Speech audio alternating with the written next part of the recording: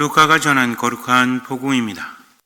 그때 예수님께서 벙어리 마귀를 쫓아내셨는데 마귀가 나가자 말을 못하는 이가 말을 하게 되었다. 그러자 군중이 놀라워하였다.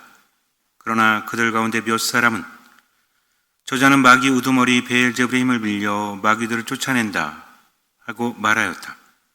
다른 사람들은 예수님을 시험하느라고 하늘에서 내려오는 표징을 그분께 요구하기도 하였다.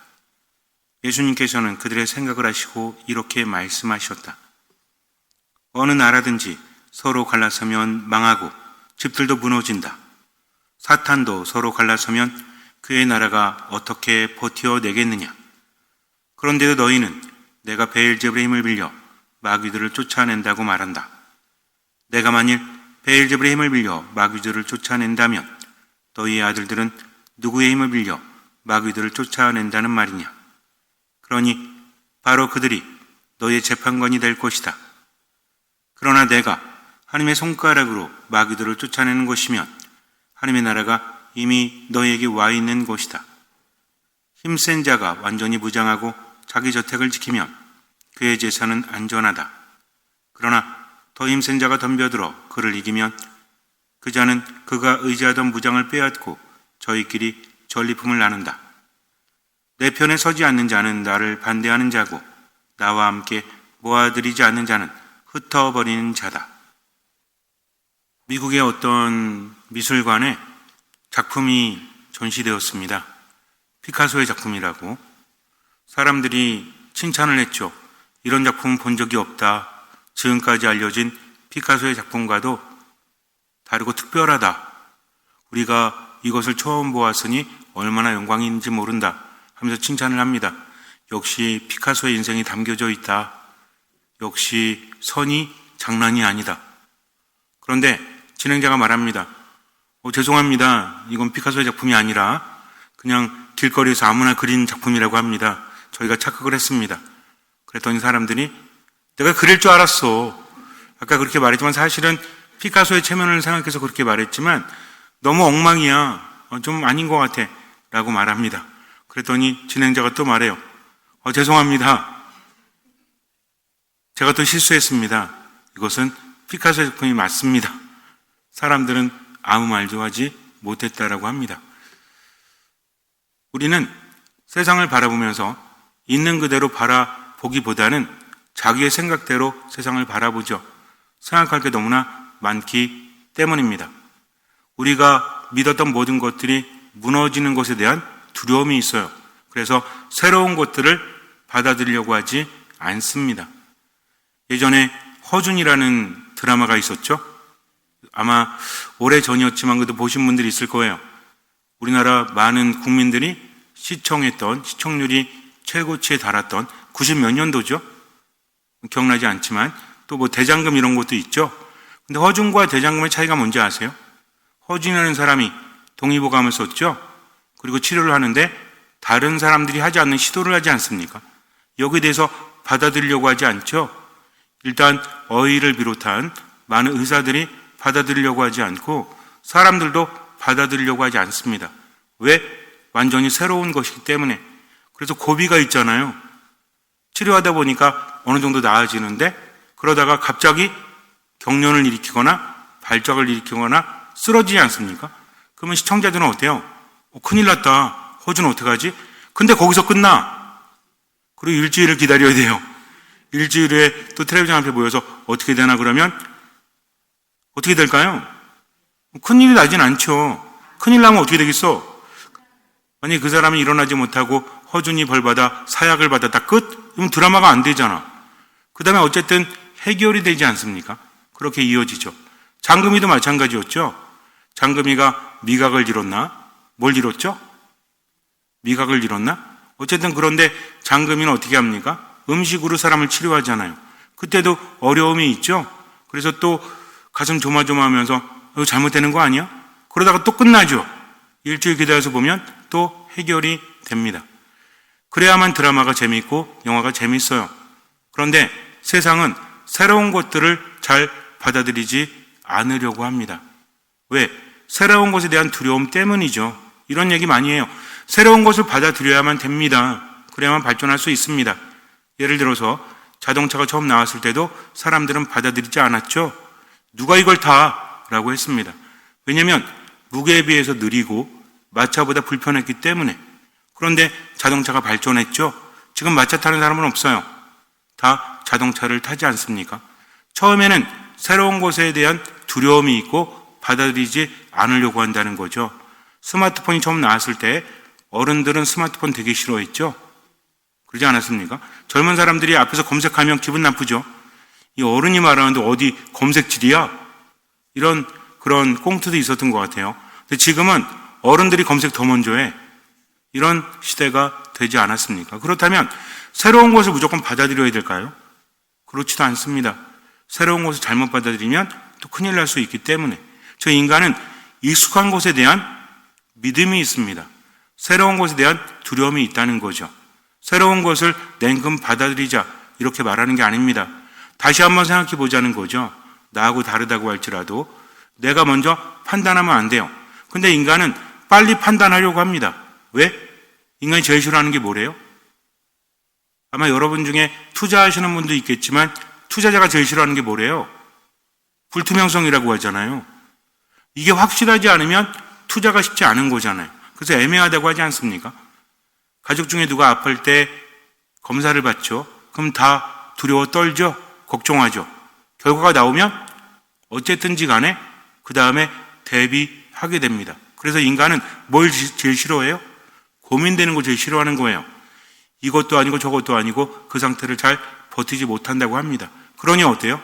우리도 그러잖아요. 오늘은 뭐 먹을래?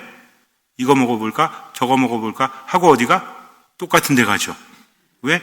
거기는 이미 확인이 된 곳이기 때문입니다. 이게 인간의 삶이에요. 그래서 그런 자체가 나쁘다라고 말할 수 없어요.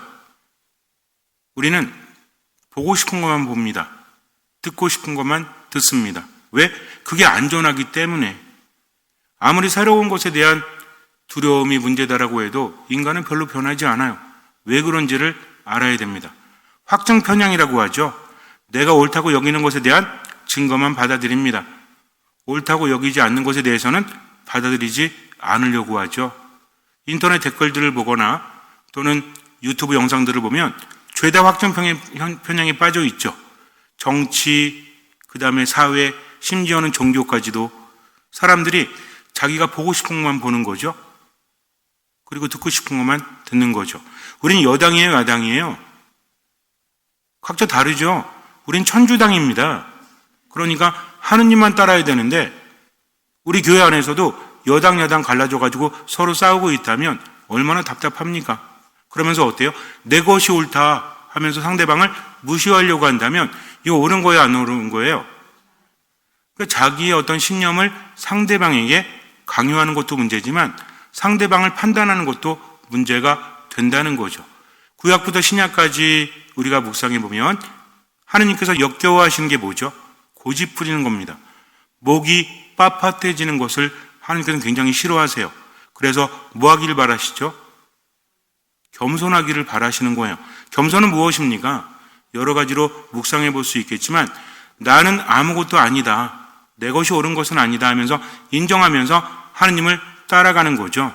근데 인간은 어떻습니까? 어떤 기적을 체험할 때는 하느님을 찬미하죠. 그리고 나서 시간이 흐르면 다시 돌아가죠. 자신의 삶으로. 그래서 감사할 때도 있지만 불평할 때가 더 많잖아. 우리도 그러잖아요. 주님을 내 안에 모시면 우리 서로 사랑하자, 서로 이해하자, 가족끼리 서로 합심하자, 그 나가자라고 하죠. 모두가 사랑이에요 노래 부르죠. 어떤 주님 모셨을 때? 소주님, 맥주님, 양주님 모셨을 때. 근데 술 깨면 어때? 언제 그랬냐는 듯이 또 으르렁대고 서로 미워하고 싫어하고 험담하고 시기하고 질투하고 이게 무슨 의미가 있습니까? 그래서 주님을 내 안에 모시되 진짜 주님을 모셔야 돼요. 제가 예전에 그랬죠. 주님께서 여러분과 함께 또한 사제의 영광케 해야지 주님께서 여러분과 함께 또한 안주와 함께 그러면 안 된다고 그랬죠. 기분에 따라서 신앙을 갖는 삶은 이와 다를 바가 없습니다. 하느님은 뭘 요구하십니까? 절대 순종을 요구하신다는 거죠. 때론 이 말씀이 답답하게 느껴질 수도 있어요. 그러나 하느님은 나를 나보다 더 잘 아시고 나를 나보다 더 사랑하신다는 겁니다. 그렇기 때문에 하나님을 따른다는 것은 도전이에요. 아브라함도 그랬고 모세도 그랬고 다 그랬어요. 그냥 단순하게 편안하게 하나님 따라야지. 크리스마스 이브, 성탄 전야, 우리는 어떤 이미지를 생각하죠? 눈이 오고 캐롤이 울려 퍼지고 아름답고 성모님과 요셉 성인이 예수님 앞에 앉아있고 굉장히 아름답죠? 근데 실제로 그랬을까요? 캐롤이 어딨어? 아니, 여관에 자리도 못 잡아가지고 마구간에서 아이를 낳는데 그게 가능합니까? 그렇지 않다는 겁니다. 우리가 생각하는 낭만적인 것이 아니라 이 몸은 주님의 종입니다. 말씀하신 대로 이루어지기를 바랍니다. 라고 받아들이는 그 순간 성모님은 고통을 감수하셨어야 돼요. 하나님께 온전히 맡긴 겁니다. 요셉 성인도 마찬가지죠. 낭만적인 결혼 생활이 아니라 온전히 투신해야 되는, 힘들어야 되는 그런 삶을 살아야 됐다는 거죠. 예수님의 탄생 소식을 알렸던 천사가 가브리엘이 요셉에게 얼마 줬어요? 현재 하나로 한 10억 줬습니까? 안 줬어요. 성모님께 위로금 줬어요? 그렇지 않았어요. 그냥 하느님의 말씀을 전했을 뿐이죠. 그러면서 위로했습니까? 너무나 힘들겠어. 마리아, 너무나 힘들지? 그래도 나중을 생각하면서 참아 그랬어요? 은총이 가득한 이여 기뻐하여라. 주님께서 너와 함께 계시다. 기뻐하라고 했습니다. 왜? 주님께서 함께 하시기 때문이죠. 인생이란 무엇입니까?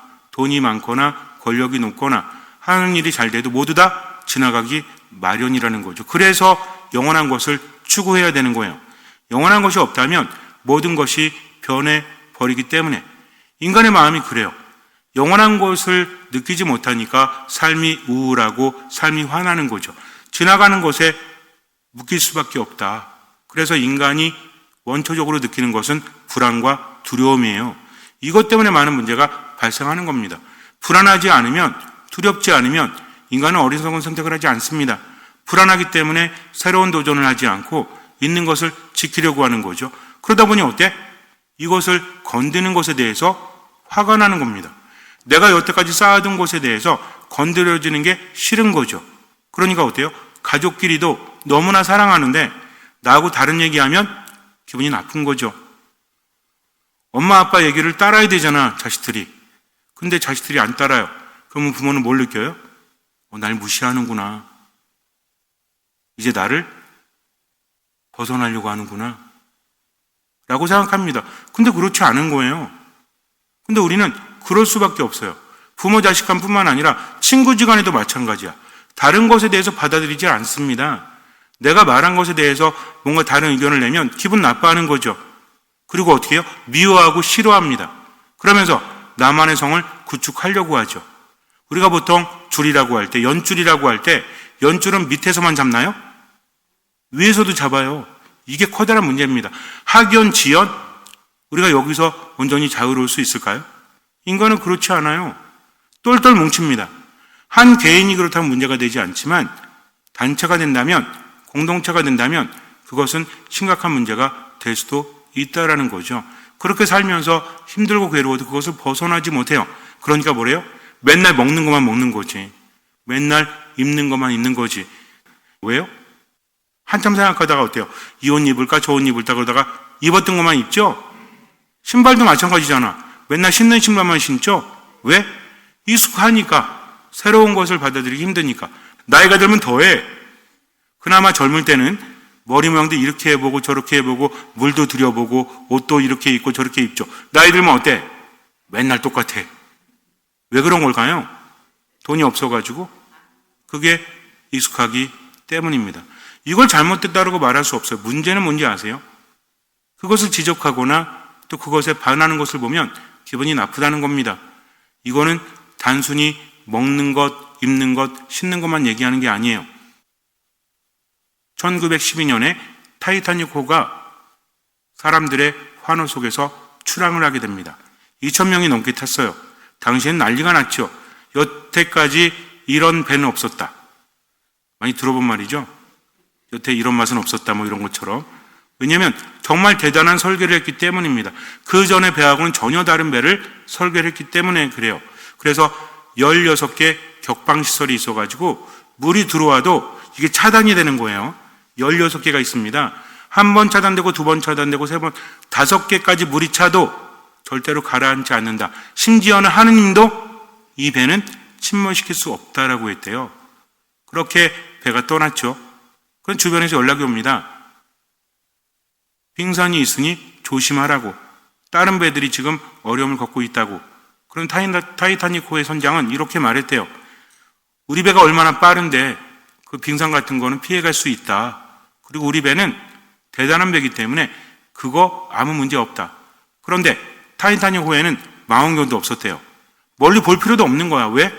배가 대단하기 때문이죠. 심지어는 구명보트도 1000개 정도뿐이 안 되었다고 합니다. 왜? 이 배는 침몰할 이유가 없기 때문이죠. 계속 무선이 오지만 무시했대요. 그러다가 빙산을 만나게 되죠. 3시간도 채 안 돼서 완전히 침몰하고 말죠. 왜냐면 이게 격방시설 그래가지고 옆에는 괜찮은데 위에서 들이친 거예요. 도미노처럼 하나 차고 2개 차고 3개 차고 4개 차고 그렇게 몇 개가 차니까 침몰하게 됩니다. 근데 더 심한 문제는 뭐였는지 아세요? 구명보트에 인원을 꽉 채우지 않고도 보냈대요. 어차피 안 무너지니까 갈 사람은 가라 하고 구명보트에 만약에 20명 탈 수 있다 그러면 10몇 명 태워서 보냈다는 거죠. 가뜩이나 구명보트도 없는데 그래서 그런 일을 당하지 않았습니까? 그 다음부터 여러 가지 법이 생겼죠. 일단 구명보트는 넉넉하게 채워야 된다라는 법이 생겼대요. 그리고 무선으로 계속해서 앞을 살펴야 되는 이런 법들도 생기고 이렇게 되었다고 합니다. 참으로 안타깝죠. 우리 그때 영화바트 기억나세요? 90 몇 년도에? 저도 신학생 때 그 영화 보러 안양까지 갔나? 어쨌든 가가지고 거기 My Heart Will Go On인가? 노래 있었잖아요. 맞죠? 이 노래. 그래가지고 타이타닉 그런다가 앞에서 이렇게 하고 있고 뒤에서 이렇게 잡고 있고 이게 유행하지 않았습니까? 근데 그 뒤에는 그렇게 슬픈 사연이 숨어 있다는 거죠. 빙산을 만난 건 천재지만 대비하지 못한 것은 인지 아닙니까? 이게 확정 편향이에요. 우리 배는 괜찮겠지 라고 믿었기 때문입니다. 분명히 여러 가지 경고가 있었지만 그들은 그 경고를 무시했죠. 왜? 이 배가 어떤 배인데? 이렇게 생각을 했다는 겁니다. 우리 인생도 마찬가지예요. 나는 옳다. 여태까지 내가 살아온 게 있는데 하면서 생각을 하면 안 된다는 거죠. 믿음이 있는 사람은 하느님께 많은 것을 받는다고 했죠. 진짜 믿음은 무엇입니까? 오랫동안 기도하는 거? 물론 오랫동안 기도하는 게 믿음이 없다라고 말할 수는 없죠. 그러나 오랫동안 기도만 한다고 해서 믿음이 있다라고 말할 수 없죠.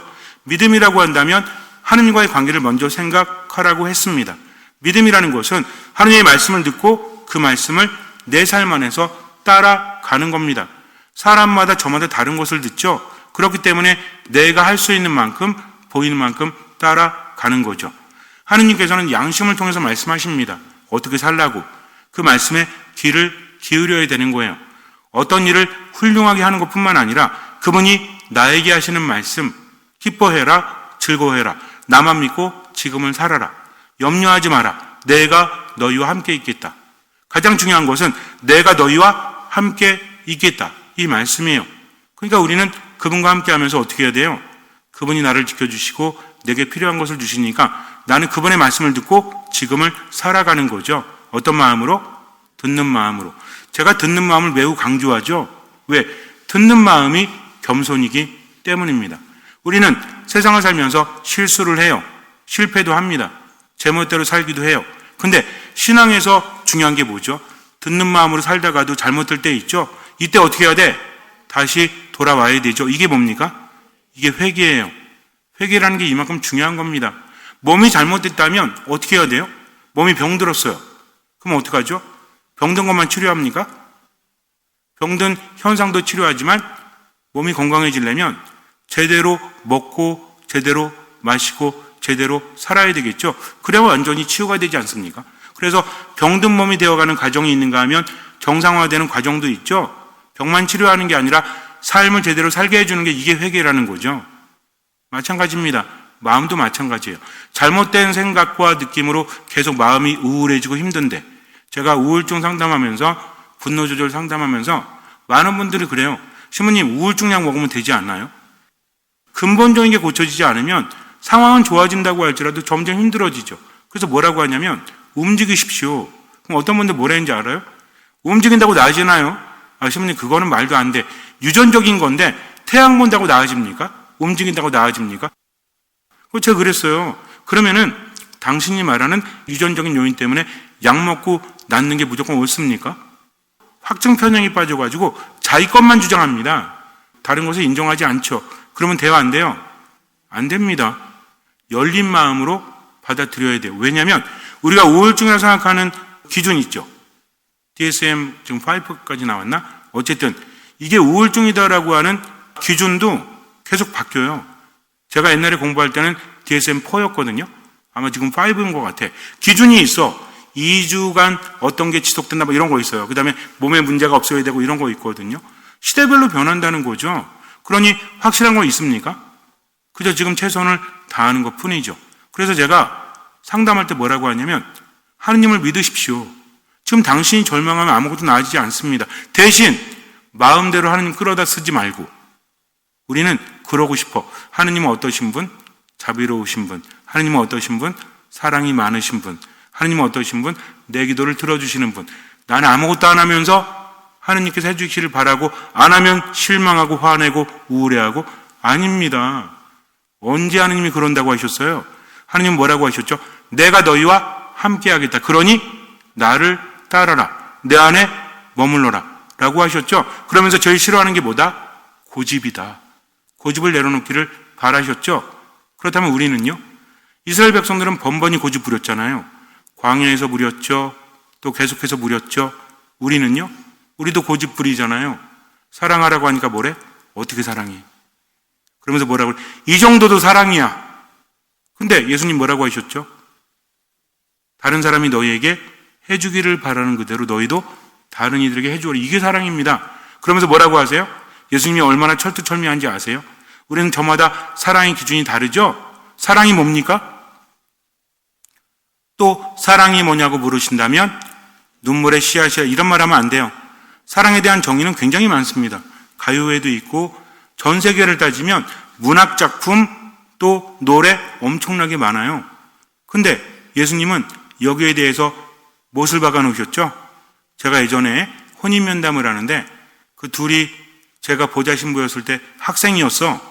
30이 넘었는데 어쨌든 니네들이 결혼하는구나. 너무 좋대. 그래? 그래서 제가 물어봤어요. 그럼 앞으로 안 좋고 부부싸움할 때 어떻게 하려고 했더니 자기들은 손잡고 싸울 거래요. 제가 그랬어요. 절대 그러지 마라. 손잡으면 도망갈 수 없잖아. 라고 말했습니다. 좋을 때야 손잡지. 안 좋을 때 손잡으면 어떻게 돼? 안 좋을 수도 있죠. 근데 저마다 좋을 땐 사랑이라고 말합니다. 사랑은 좋은 것만 보는 게 아닙니다. 예수님 뭐라고 하셨죠? 굉장히 현실적이에요. 내가 너희를 사랑하였듯이 너희도 서로 사랑하여라. 어떤 사랑하라는 거예요? 죽도록 사랑하라는 거죠. 나를 내어 놓으라는 거죠. 그러면서 황금률 뭡니까? 다른 사람이 내게 해주기를 바라는 그대로 내가 그들에게 해주는 것. 우리 그렇게 사나요?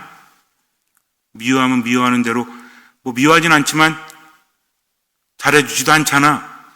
눈길조차도 그냥 째려보진 않지만 쳐다보지도 않잖아. 그러면서 뭐라 그래요? 판단하고 있죠? 확정 편향이 여기서도 작용하고 있어. 저 인간은 저러니까. 어떤 사람이랑 어떤 사람은 둘이 되게 싫어해.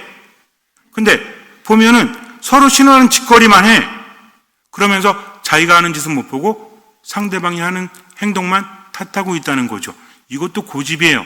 그래서 고집을 내려놓으려면 다른 사람을 탓하는 게 아니라 누굴 바라보는 거예요? 나를 바라보는 거죠. 근데 우리는 기본적으로 안 그래요. 뭐 탓해요? 환경 탓하지. 부모 탓하지. 남 탓하지. 자기가 못했다고는 절대 말 안 해. 주변이 나를 공부를 못하게 만들었어. 주변이 나를 일을 못하게 만들었어. 그래 좋아요. 근데 뭐가 나아지죠? 아무것도 나아지지 않습니다. 중요한 건 뭔지 아세요? 내가 잘못했구나. 어떻게 해야 되겠다? 제대로 해야 되겠다 하면서 할 수 있는 만큼 하는 겁니다. 그래야만 바뀔 수 있는 거죠. 그래서 하느님 안에서 믿음을 갖는다는 것은 나를 돌아보고 멈추고 하느님의 뜻대로 하는 겁니다. 얼마만큼? 할 수 있는 만큼, 또 얼마만큼? 보이는 만큼. 삶도 마찬가지예요. 가족끼리 좋아지길 원하세요? 기대하지 말고 내가 먼저 좋은 말을 하세요. 내가 먼저 들어주세요. 얼마만큼? 할 수 있는 만큼, 보이는 만큼. 듣다가 힘들 때 있죠. 그럼 어떻게 해라? 듣기 싫어. 그만해. 이러면 안 되죠. 어떻게? 나 화장실 좀 갔다 올게. 배 아프네. 그리고 가는 거죠. 그리고 나 또 듣다가 잠깐만, 나 할 일이 있었는데 이따 마저 얘기해. 이게 지혜로운 거 아니에요? 근데 들어주려니까 싫은 티 팍팍 내면서 이러면 이거 들어주는 거 아니죠. 그러니까 자꾸 그렇게 하다 보면 발전을 하게 되는 겁니다. 신앙 안에서 많은 것을 얻게 되면 실제 생활 안에서도 많은 도움을 준다는 거죠. 예수님을 믿는 사람들, 믿지 않는 사람들, 믿는 사람들은 체험한 사람들이죠. 자기가 아는 사람들이 치유를 받고 그분의 말씀이 권위가 있어서 들을 때마다 가슴이 뜨거워졌죠. 그런데 눈이 있어도 보지 못하고 귀가 있어도 듣지 못하는 사람들은 예수님이 싫은 거예요. 왜? 출신 성분이 대단하지 않거든. 자기들은 엘리트 코스를 밟아서 대단한 사람들이었는데 어디서 갑자기 툭 튀어나온 나사렛 출신 뭐 있는데, 아니 선생님이 누구지? 순승도 없어요. 바오로는 대단한 엘리트였죠. 바오로의 스승이 누구였어? 가말리엘, 최고의 유대 학자요, 율법학자였잖아요. 예수님은요? 별 볼 일 없지. 근데 문제는 뭐죠? 그분이 기적을 일으킨다는 겁니다. 하느님께로부터 온 율법, 예언뿐만 아니라 기적도 중요한데 그분은 기적을 행해요. 그 중에서도 대표적인 기적이 뭐라고 그랬죠? 마귀를 쫓아내는 구마기적이라고 했습니다. 그분의 구마기적은 아주 특별하죠. 본인이 명령해요, 마귀한테. 이거 대단한 겁니다. 오늘날에도 구마의 기적들이 있는데 내가 너에게 말한다? 그 사람에게서 쏙 나가라? 이건 말도 안 되는 겁니다. 근데 그분은 그렇게 하시잖아요. 왜냐하면 주변에도 유대인들 중에서도 마귀를 쫓아내는 사람들이 있었거든요. 근데 그들은 그렇게 하지 못했어요. 근데 예수님 그렇게 하십니다. 이거를 인정할 수밖에 없는데 그래도 인정하고 싶지 않은 거죠. 왜? 자기들이 믿지 않으니까. 그러니까 어떻게 합니까? 예수님을 노려보고 있죠. 다른 사람들은 예수님의 기적을 보면서 체험을 하는데 이 사람들은 뭔가 틈을 잡아내려고 그분에게 올가미를 씌우려고 매 눈으로 바라보고 있죠. 딴 사람들은 비둘기 눈으로 바라보고 있는데, 그러다가 예수님의 제자들이 실수하면 야 이거 뭐야 이게, 왜 안식일에 해서는 안 될 일을 해. 기회를 놓치지 않죠. 그런데 이제 예수님에 대해서 완전한 공격을 시작합니다. 자기들이 인지 부조화가 있는 거야. 왜? 기적은 기적인데 믿고 싶지 않은데, 그러다 보면 답을 찾으니까 뭐예요? 이 기적은 하느님께로부터 오는 것이 아니다. 뭐다? 베엘제불의 힘을 빌려서 마귀를 쫓아내는 거다 라는 말도 안 되는, 그러나 그들의 인지 부조화가 뭐냐면 내가 생각하는 대로 펼쳐지지 않으니까 불편한 겁니다. 저 인간은 못된 인간인데 착한 일을 안 해? 그럼 뭐라고 그래요? 뭐 얻어낼 게 있나 보지. 이게 인지 부조화를 해결하는 방식이거든요. 그러니까 예수님에 대해서도 인정하고 싶지 않은데 답이 없으니까 어때? 우리도 그러잖아요. 아니 열심히 했는데 잘 안 되니까 더 열심히 해야지, 이거보다 나는 팔자가 이 모양이니까. 이겁니다. 그래야만 내 마음이 편하거든. 예수님에 대해서도 마귀 두목의 힘을 빌려서 마귀들을 쫓아낸다라고 하면 편하니까. 또 어떤 사람들은 어때요? 자꾸 표징을 요구하지. 한 번 보고 두 번 보고. 우리 뭐 가위바위보, 가위바위보 3세판 지가 이길 때까지 하려고. 이겁니다. 그랬더니 예수님 뭐라고 하세요? 안 참으십니다. 다른 건 몰라도 내가 만일 하느님의 손가락으로 마귀들을 쫓아내는 거라면 어떻게 하겠느냐 경고하시는 겁니다. 하느님의 손가락이라는 것은 성경에 여러 부분 나오는데 탈출기에 나오죠. 모세가 세 번째 기적을 행했을 때 땅의 흙먼지들을 이로 만들었을 때 파라오의 요술사들도 그걸 하려고 해요. 근데 안 돼요. 그들이 뭐라고 합니까? 하느님의 손가락으로 저렇게 하는 겁니다. 저희는 못합니다 라고 말해요. 그리고 모세가 십계를 받았을 때 증언판 2개에 하느님의 손가락이 쓰죠.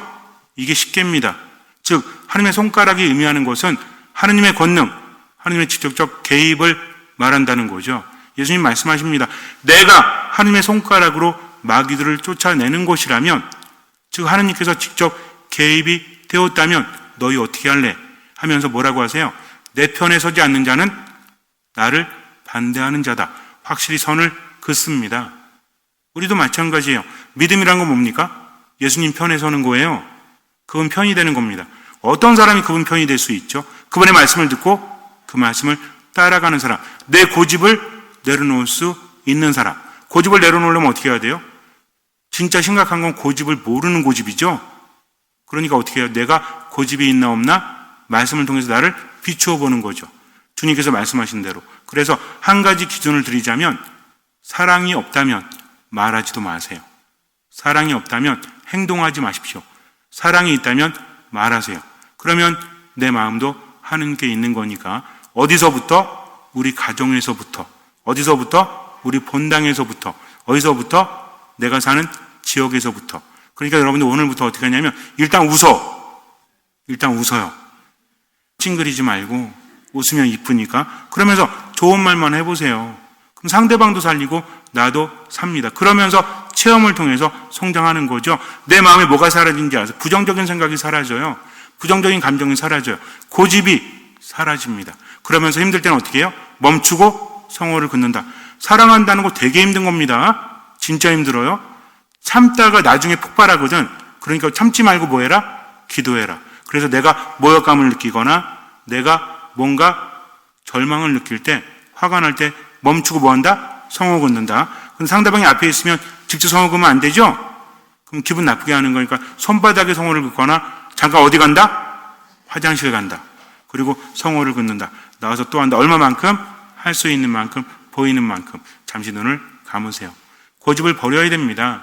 안 그러면 나도 힘들고 상대방도 힘들고 하느님께서 함께하지 않으십니다. 나이가 들수록 고집이 늘어나면 안 되죠. 고집은 나이테가 아니에요. 그러니 나를 돌아봐야 합니다. 어린이처럼 되지 않으면 하나님 나라에 들어갈 수 없다라고 예수님 말씀하시죠. 내 고집 내려놔야 돼요. 듣는 마음으로 지금을 살아가야 돼요. 사랑이 없다면 말하지도 표현하지도 행동하지도 마세요. 사랑이 있다면 말하고 행동하십시오. 바로 이 순간 할 수 있는 만큼 보이는 만큼 나머지는 맡기십시오. 주님께서는 그 믿음을 보시고 우리 삶에 놀라운 기적을 일으켜 주실 것입니다. 아멘.